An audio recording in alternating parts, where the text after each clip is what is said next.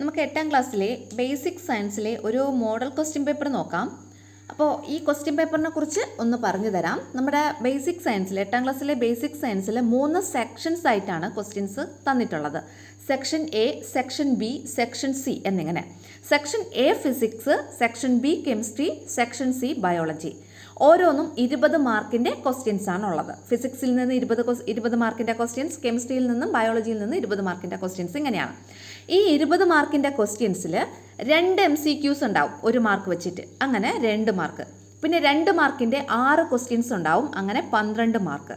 3 മാർക്കിൻ്റെ 2 ക്വസ്റ്റ്യൻസ് ഉണ്ടാവും, അങ്ങനെ 6 മാർക്ക്, ടോട്ടൽ 20 മാർക്ക്. ഇനി അതിൽ തന്നെ ഈ 2 മാർക്കിൻ്റെ 6 ക്വസ്റ്റ്യൻസിൽ 2 എണ്ണത്തിന് ചോയ്സ് ഉണ്ടാവും. അതുപോലെ 3 മാർക്കിൻ്റെ 2 ക്വസ്റ്റ്യൻസിൽ 1 എണ്ണം ചോയ്സ് ഉണ്ടാവും. ഈ ഫിസിക്സിലും കെമിസ്ട്രിയിലും ബയോളജിയിലും ഇത് തന്നെയാണ് ഫോർമാറ്റ് എന്ന് പറയുന്നത്. അപ്പോൾ ഈ രീതിയിലാണ് നിങ്ങളുടെ ക്വസ്റ്റ്യൻസ് വരുന്നത്. അപ്പോൾ മൊത്തം എത്ര മാർക്കിനാണ്? 60 മാർക്കിനാണ് നമുക്ക് സയൻസിൽ നിന്ന് ക്വസ്റ്റ്യൻസ് ഉണ്ടാകുക. അപ്പോൾ നോക്കിയോളൂ, ഒന്നാമത്തത് ഫിസിക്സ് സെക്ഷൻ എ. അപ്പോൾ നമുക്ക് അതിൻ്റെ അകത്തുള്ള ക്വസ്റ്റ്യൻ ആൻഡ് ആൻസേഴ്സ് നോക്കാം. ഒന്നാമത്തെ question, write the correct answer by choosing from the given options for question 1 and 2. Each questions carries 1 mark. അതായത് 1, 2 എന്നിങ്ങനെ 2 ക്വസ്റ്റ്യൻസ് കൊടുത്തിട്ടുണ്ട്. 2ന് നമ്മൾ ആൻസർ എഴുതണം. ഓരോന്നിനും 1 മാർക്ക് വെച്ചിട്ട് നമുക്ക് ലഭിക്കും.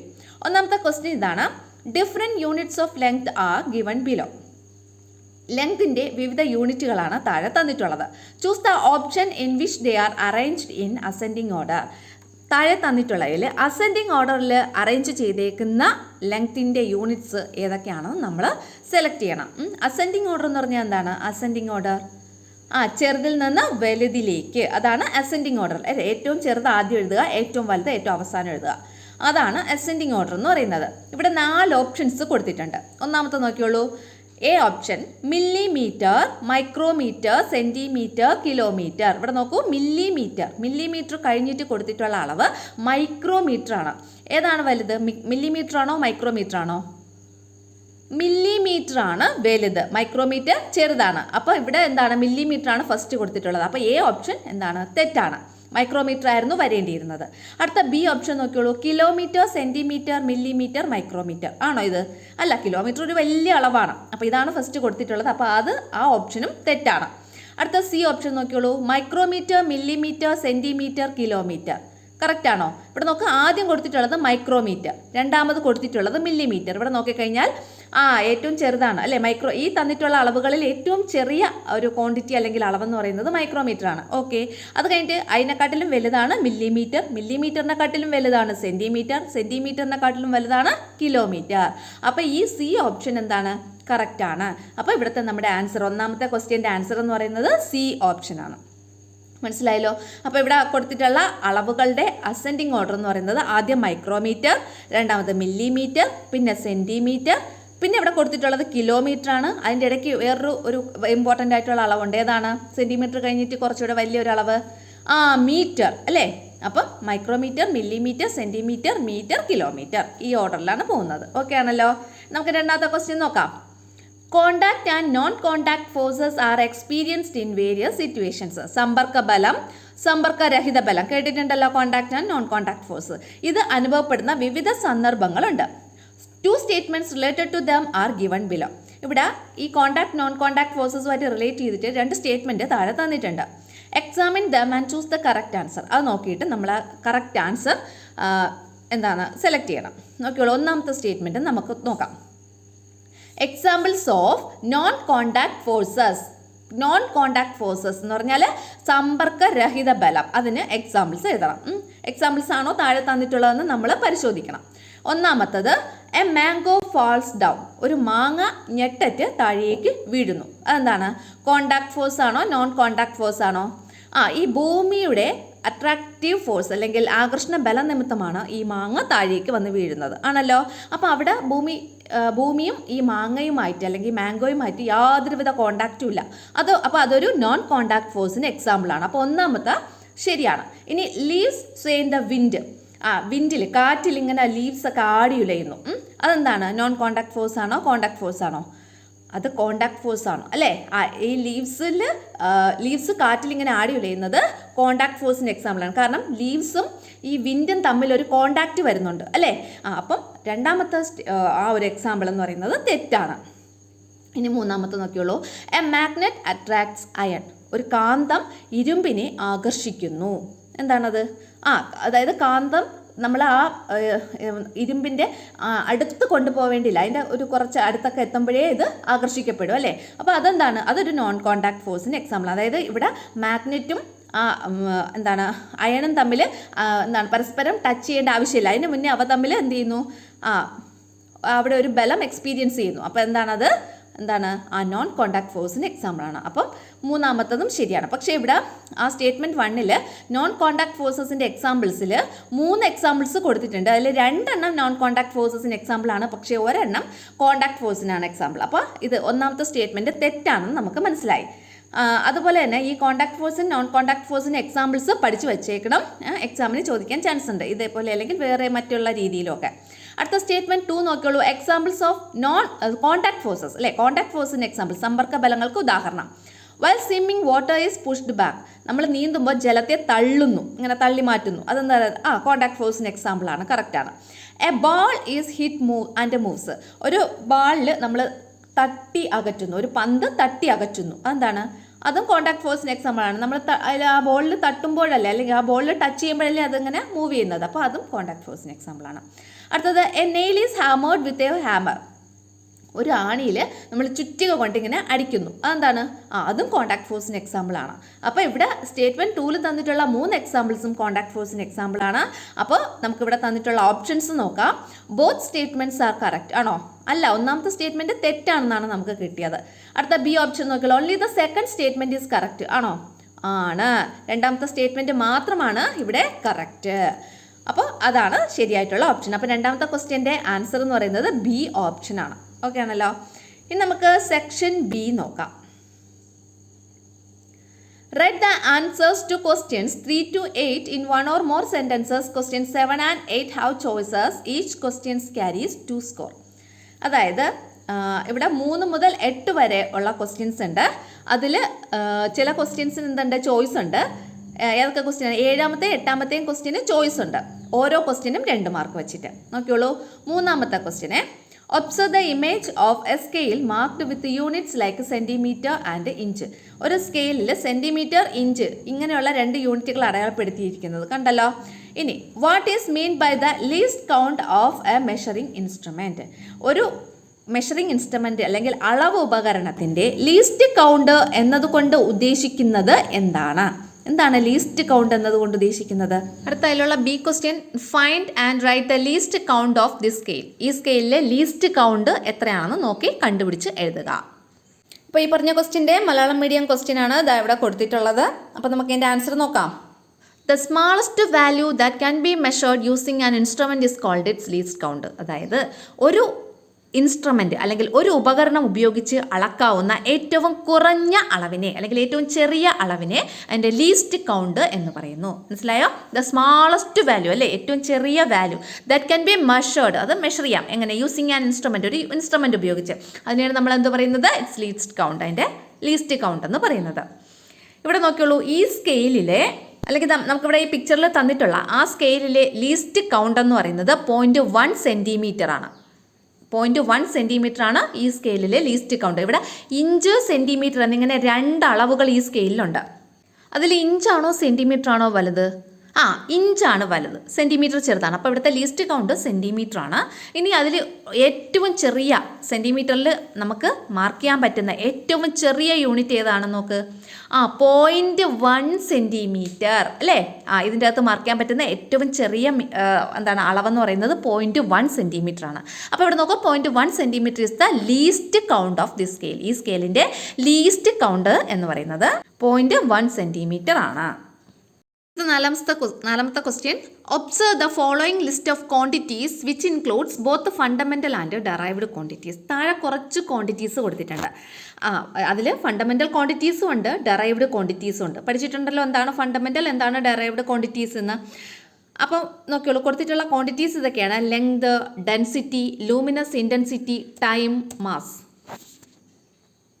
ചില അടിസ്ഥാന അളവുകളും വ്യുൽപ്പന്ന അളവുകളും നൽകിയിരിക്കുന്നത് ശ്രദ്ധിക്കൂ. ഏതൊക്കെയാണ് തന്നിട്ടുള്ളത്? നീളം, സാന്ദ്രത, പ്രകാശ തീവ്രത, സമയം, മാസ്.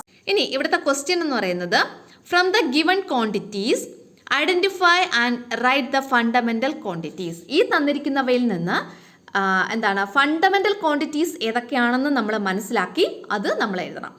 അടുത്ത അപ്പോൾ ഇതാ ഇവിടെ തന്നിട്ടുള്ളത് ഏതൊക്കെയാണ് ഫണ്ടമെൻ്റൽ ക്വാണ്ടിറ്റീസ്. ഒന്നാമത്തത് ലെങ്ത് ഫണ്ടമെൻ്റൽ ക്വാണ്ടിറ്റി ആണോ? ആണ് അല്ലേ, അടിസ്ഥാന അളവുകളാണ്. അപ്പം ലെങ്ത്. അടുത്ത ഡെൻസിറ്റി എന്ന് പറയുന്നത്, ഡെൻസിറ്റി എന്ന് വെച്ചാൽ സാന്ദ്രത എന്താണ്, ഫണ്ടമെൻ്റൽ ക്വാണ്ടിറ്റി ആണോ ഡെറൈവ്ഡ് ക്വാണ്ടിറ്റി ആണോ? ഡെൻസിറ്റി എന്ന് പറയുന്നത് ഡെറൈവ്ഡ് ക്വാണ്ടിറ്റി ആണ്. അടുത്ത മൂന്നാമത്തത് ലൂമിനസ് ഇൻറ്റൻസിറ്റി എന്താണ്? അത് ഫണ്ടമെൻ്റൽ ക്വാണ്ടിറ്റി അല്ലെങ്കിൽ അടിസ്ഥാന അളവുകൾക്ക് ഉദാഹരണമാണ്. അപ്പോൾ ഇവിടെ ലെങ്ത്, ലൂമിനസ് ഇൻറ്റൻസിറ്റി. അടുത്ത ടൈം അതും ഫണ്ടമെൻ്റൽ ക്വാണ്ടിറ്റി ആണ്. അടുത്ത മാസ് ഫണ്ടമെൻ്റൽ ക്വാണ്ടിറ്റി ആണ്. അപ്പോൾ ഇവിടെ ഏതൊക്കെയാണ് ഫണ്ടമെൻ്റൽ ക്വാണ്ടിറ്റീസിന് examples? Length, luminous intensity, time, mass, ഈ 4 നൽകിയ അളവുകളിൽ അടിസ്ഥാന അളവുകൾ കണ്ടെത്തി എഴുതുക. ഏതൊക്കെയാണ് അടിസ്ഥാന അളവുകൾ? നീളം, പ്രകാശ തീവ്രത, സമയം, മാസ്. അടുത്ത ക്വസ്റ്റ്യൻ എന്താണ്? അടിസ്ഥാന അളവുകളും വ്യുൽപ്പന്ന അളവുകളും തമ്മിലുള്ള വ്യത്യാസം എന്താ? B question, what is the difference between fundamental quantities and derived quantities? ഈ ഫണ്ടമെന്റൽ ക്വാണ്ടിറ്റീസും ഡെറൈവ്ഡ് ക്വാണ്ടിറ്റീസും തമ്മിലുള്ള ഡിഫറൻസ് എന്താണ്? നോക്കിയോളൂ answer. Fundamental quantities are quantities that exist independently and cannot be expressed in terms of other quantities. അതായത് പരസ്പര ബന്ധമില്ലാതെ നിലനിൽക്കുന്നതും മറ്റളവുകൾ ഉപയോഗിച്ച് പ്രസ്താവിക്കാൻ കഴിയാത്തതുമായ അളവുകളാണ് അടിസ്ഥാന അളവുകൾ അല്ലെങ്കിൽ fundamental quantities.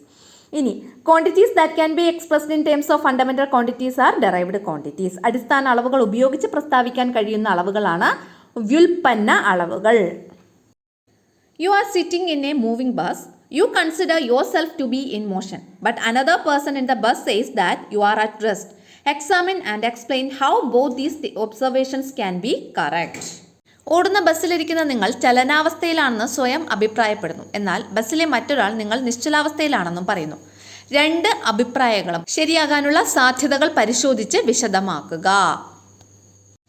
I am in a moving bus and I am at rest with respect to the person sitting next to me. അതായത് ഓടിക്കൊണ്ടിരിക്കുന്ന ഒരു ബസ്സിലിരിക്കുന്ന ഞാൻ എൻ്റെ തൊട്ടടുത്തിരിക്കുന്ന ആളിനെ അപേക്ഷിച്ച് നിശ്ചലാവസ്ഥയിലാണ്. കാരണം 2 പേരും ആ ഓടിക്കൊണ്ടിരിക്കുന്ന ബസ്സിലാണ് അല്ലേ ഇരിക്കുന്നത്. അപ്പോൾ ഈ ഓടിക്കൊണ്ടിരിക്കുന്ന ബസ്സിൽ എൻ്റെ തൊട്ടടുത്തിരിക്കുന്ന ആൾ എന്നെ നോക്കുമ്പോൾ ഞാൻ എന്താണ് ഒരു സ്ഥലത്തും മൂവ് ചെയ്യുന്നില്ല, ഒരിടത്ത് അനങ്ങാതെ ഇങ്ങനെ ഇരിക്കുവാണ് അല്ലേ. അതുകൊണ്ടാണ് അങ്ങനെ പറയുന്നത്. എന്താണ്, അയാമിൻ്റെ ഒരു മൂവിങ് ബസ്സിലാണ് ഇരിക്കുന്നത്. അപ്പോൾ എൻ്റെ തൊട്ടടുത്തിരിക്കുന്ന ആളിനെ അപേക്ഷിച്ച് ഞാൻ എന്താണ് നിശ്ചലാവസ്ഥയിലാണ് അല്ലെങ്കിൽ ഐ ആം അറ്റ് റെസ്റ്റ്. ഇനി നോക്കിയാലോ, however I am in motion with respect to the person standing on the ground or on the road. അതായത് ഓടിക്കൊണ്ടിരിക്കുന്ന ബസ്സിലിരിക്കുന്ന ഞാൻ നിലത്ത് നിൽക്കുന്ന അല്ലേ റോഡിൽ നിൽക്കുന്ന ഒരാളിനെ അപേക്ഷിച്ച് എന്താണ് ചലനാവസ്ഥയിലാണ്. റോഡിലുള്ള ഒരാളിങ്ങനെ നോക്കുമ്പോൾ ഞാൻ ബസ്സിൻ്റെ അകത്ത് ഇരിക്കുകയാണ്. അപ്പോൾ അവർ നോക്കുമ്പോൾ ബസ് മൂവ് ചെയ്യുന്നുണ്ട്, അതോടൊപ്പം ഞാനും മൂവ് ചെയ്യുന്നുണ്ട്. അപ്പം ഞാൻ എന്താണ് ചലനാവസ്ഥയിലാണ്, മോഷനിലാണ്. മനസ്സിലായോ? ഹെൻസ് നമുക്ക് എന്ത് പറയാം, ബോത്ത് സ്റ്റേറ്റ്മെൻറ്റ്സ് ആർ കറക്റ്റ്. ഈ 2 സ്റ്റേറ്റ്മെൻറ്റ്സും കറക്റ്റാണ് എന്ന് നമുക്ക് പറയാം. 6ാമത്തെ ക്വസ്റ്റ്യനെ, grease is usually applied between rotating parts of vehicle. ഒരു വെഹിക്കിളിൽ റൊട്ടേറ്റിംഗ് പാർട്സിൽ നമ്മൾ അപ്ലൈ ചെയ്യുന്നതാണ് ഏത്, ഗ്രീസ് എന്ന് പറയുന്നത്.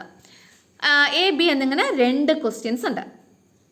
ഒന്നാമത്തെ question, what is the property of substances? അതായത് ഇങ്ങനെയുള്ള പദാർത്ഥങ്ങളുടെ പ്രോപ്പർട്ടി എന്താണെന്ന്, ധർമ്മം എന്താണ്. രണ്ടാമത്തത്, by what name are these substances are known as? അതായത് എന്ത് പേരിലാണ് ഈ സബ്സ്റ്റൻസ് അറിയപ്പെടുന്നത്. 6ാമത്തെ ക്വസ്റ്റ്യൻ നോക്കിയുള്ളൂ, വാഹനങ്ങളിലെ കറങ്ങുന്ന ഭാഗങ്ങൾക്കിടയിൽ ഗ്രീസ് പുരട്ടാറുണ്ടല്ലോ. ഇത്തരം പദാർത്ഥങ്ങളുടെ ധർമ്മം എന്താണ്? ഇവ ഏതു പേരിൽ അറിയപ്പെടുന്നു? These substances help to reduce friction between contacting surfaces. അതായത് കോണ്ടാക്റ്റിംഗ് സർഫസ് എന്ന് പറയുന്നത് സമ്പർക്കത്തിൽ വരുന്ന പ്രതലങ്ങൾക്കിടയിലുള്ള ഫ്രിക്ഷൻ, ഘർഷണം കുറയ്ക്കുന്നതിന് സഹായിക്കുന്നു. അങ്ങനെയുള്ള സബ്സ്റ്റൻസ് ആണ് ഇത്. അപ്പോൾ ഒന്നാമത്തെ ക്വസ്റ്റ്യൻ്റെ ആൻസർ ആയേ. രണ്ടാമത്തെ ക്വസ്റ്റ്യൻ എന്താണ്, ഇതെന്താ പേരിൽ അറിയപ്പെടുന്നു? ഇങ്ങനെയുള്ള പദാർത്ഥങ്ങൾ സ്നേഹകങ്ങൾ എന്ന പേരിൽ അറിയപ്പെടുന്നു. സ്നേഹങ്ങൾ അല്ലെങ്കിൽ അതിൻ്റെ ഇംഗ്ലീഷിൽ these substances are known as lubricants. എന്താണ് ലൂബ്രിക്കൻസ്. 7ാമത്തെ ക്വസ്റ്റ്യന് നമുക്ക് ചോയ്സ് തന്നിട്ടുണ്ട്. എ ബി എന്നിങ്ങനെ 2 ക്വസ്റ്റ്യൻസ് ഉണ്ട്. എ ക്വസ്റ്റ്യൻ നമുക്ക് നോക്കാം. You need to find the volume of an anklet. നിങ്ങൾക്ക് ഒരു ആംഗ്ലെറ്റ് എന്ന് വെച്ചാൽ എന്താണ്, പാദസരം കേട്ടിട്ടുണ്ടല്ലോ. ഈ പാദസരത്തിൻ്റെ വോളിയം കണ്ടുപിടിക്കണം, വ്യാപ്തം കണ്ടുപിടിക്കണം. Write the procedure to find it using a measuring jar, thread, water etcetera. അതായത് ഇവിടെ നമുക്ക് ഇതിൻ്റെ ഈ വ്യാപ്തം കണ്ടുപിടിക്കാൻ വേണ്ടിയിട്ട് ഉപയോഗിക്കേണ്ട കാര്യങ്ങൾ ഏതൊക്കെയാണെന്ന് പറഞ്ഞിട്ടുണ്ട്. ഒരു മെഷറിംഗ് ജാർ ഉപയോഗിക്കണം, അളവ് ജാർ. പിന്നെ ഒരു ത്രെഡ്, നൂല് ഉപയോഗിക്കണം. പിന്നെ വാട്ടർ, ജലം ഇതൊക്കെ ഉപയോഗിച്ചിട്ടാണ് നമ്മൾ എന്ത് കണ്ടുപിടിക്കേണ്ടത്, ഈ നമ്മുടെ ആംഗ്ലെറ്റിൻ്റെ വോളിയം കണ്ടുപിടിക്കേണ്ടത്. അപ്പോൾ അതിൻ്റെ പ്രൊസീജിയർ എന്താണെന്ന് വെച്ചാൽ നമ്മൾ എഴുതണം. ഒരു പാദസരത്തിൻ്റെ വ്യാപ്തം കണ്ടെത്തേണ്ടതുണ്ട്. അളവ് ജാർ, നൂല്, ജലം തുടങ്ങിയവ ഉപയോഗിച്ച് കണ്ടെത്താനുള്ള പ്രവർത്തനക്രമം എഴുതുക. നോക്കിയുള്ളൂ procedure. Take a measuring jar and fill it with water up to a certain level.